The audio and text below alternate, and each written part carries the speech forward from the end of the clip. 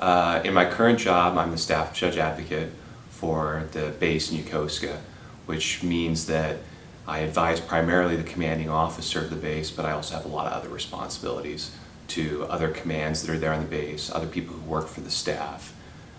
It's kind of interesting because we got about 25,000 people on the base, between those who work and live there, the families, the civilians, the active duty, Japanese nationals who come and work for us. And so it's sometimes like being a small town lawyer. My most memorable experience in the Navy JAG Corps was in March of 2011. And at the time I was on an exercise with the 7th Fleet aboard USS Blue Ridge. We'd kind of been sailing around and doing some different things.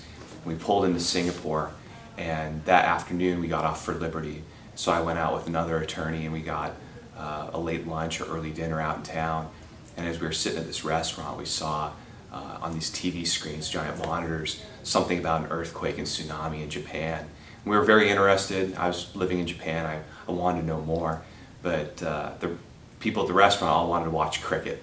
So they changed the channel, and I just thought, wow, I wonder what that's all about. And when we got back to the ship that night, they were very hectic. A lot of people running around. We'd been planning on staying in Singapore for several days for a port call there, and everybody was getting ready to get underway. They were telling us 2, 3 o'clock in the morning, we're going to be out of here. For those who are going with us, you need to be on board. For those who are not going with us, you need to get off.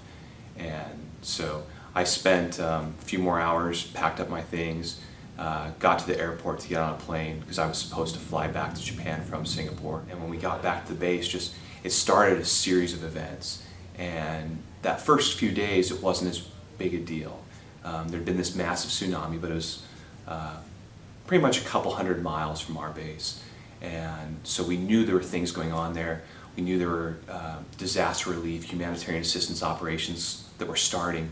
We were kind of in a support role, but the base itself hadn't been that heavily affected. It lost electricity for a few hours. There were some concerns, but it was just kind of trying to put our lives back in order. And then after about 4 or 5 days, things got increasingly crazy. Information started to come out about what was happening at the reactors at Fukushima and whether or not there were nuclear plumes moving around.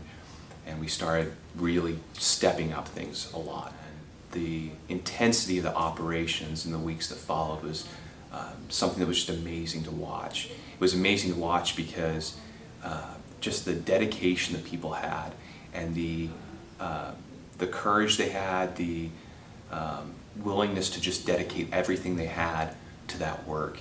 And so people were spending 16, 18, 20 hours a day trying to get family members on planes and doing their regular jobs and shutting down computers and boxing things up because we thought we might have to ship it out of there. And at the same time, they're collecting blankets and food to send up to Sendai to the Japanese people who'd been just devastated by that.